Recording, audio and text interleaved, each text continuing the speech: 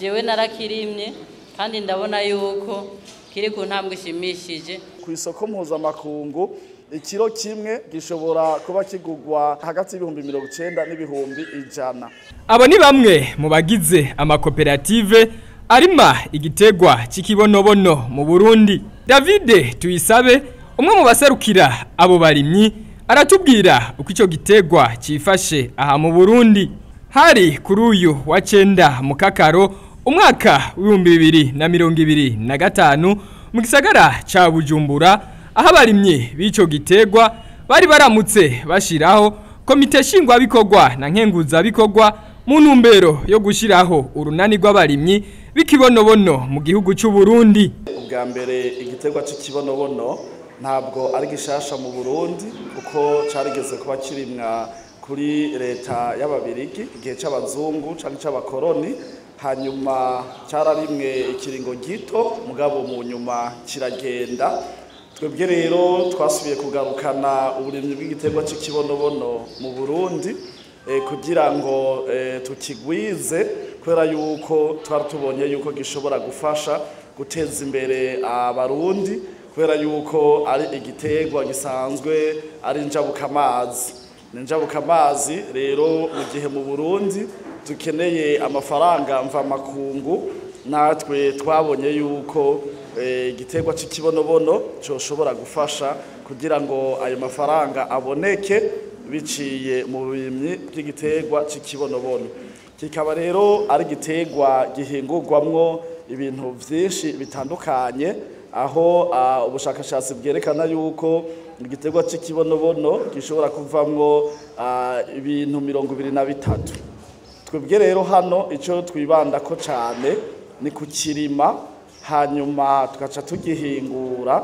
Mu kugihingura twebwe tuzogikuramwo ibintu bitatu vyonyene nivyo twashize imbere, bigizwe n'amavuta asanzwe akomoka mu kibonobono, n'amavuta azimvye cane ku isoko mpuzamakungu haba na hano nyene mu gihugu, kuko dusanzwe twaratanguye kuyahingura mbwa ku rugero ruto, aho litiro imwe y'amavuta tuyidandaza amafaranga 240 z'amafaranga y'Amarundi.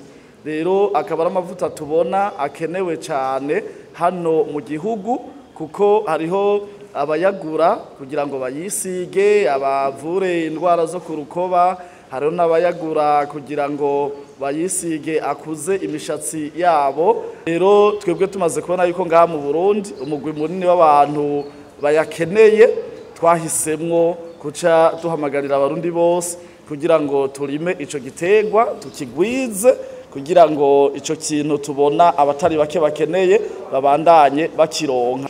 Hanyuma ikindi kintu tuzohingura cyo ntituragishikira ni gukora imiti ipompa ibiterwa, tuzohingura dukoresheje amababi y'igiterwa c'ikibonobono. Ikindi kintu twebwe twahisemwo gikomeye cyane ni gukora ifumbire kama ikomoka mu burimyi, ikomoka mu kibonobono. Kubw'ivyo rero turiko hano twiyegeranya kugira ngo tugwize ubwa mbere ico giterwa, ngama kimaze kugwira twubake ya mahinguriro, duheze turonke rero vya bindi vyose duhejeje kuvuga dukeneye bishobora kuva muri ico giterwa. Dusanga ikibonobono ari cyo coshobora kuba kigugwa amafaranga menshi cyane mu gihe twokirima, hama tukumvikana namwe mu masoko agikeneye.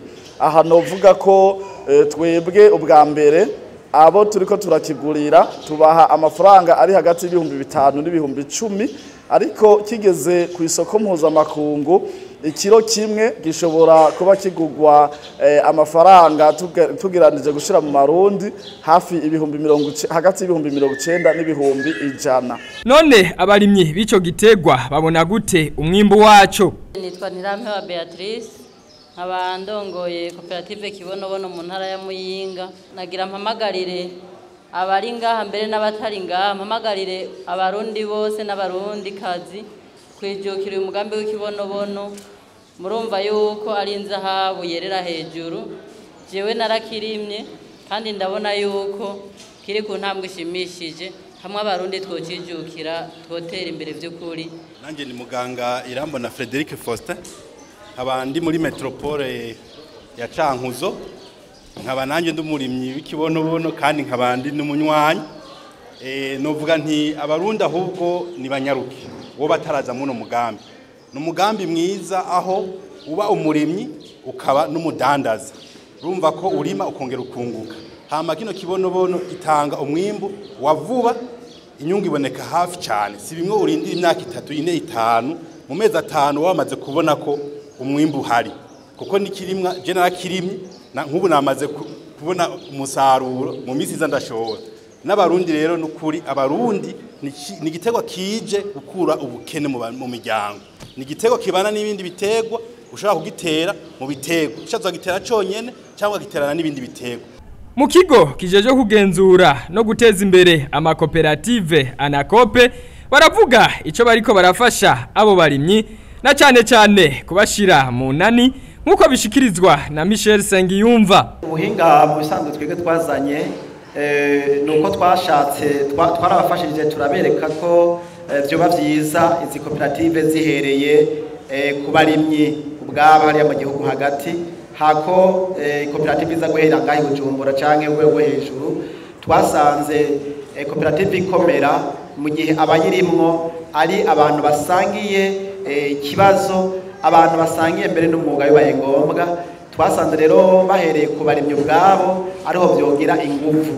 Rero murumva ko twahereye hariya mu gihugu hagati tugenda tuduga dushinga amakoperative y'abarimyi bonyene ubwabo bikibonobono, turaduga gushika uno munsi turiko turashinga urunani rero rwa bose.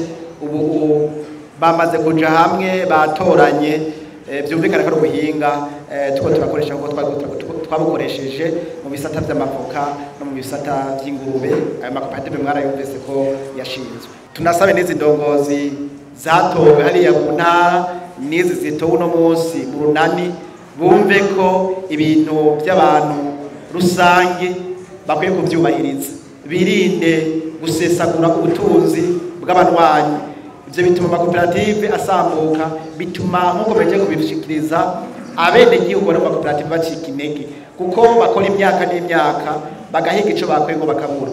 Hamwe rero ababoca batumira karorero twoca tuvuga ko koperative zikibonobono ari zingo makoperative zicitegererezo ayandi makoperative yoza kurahurako.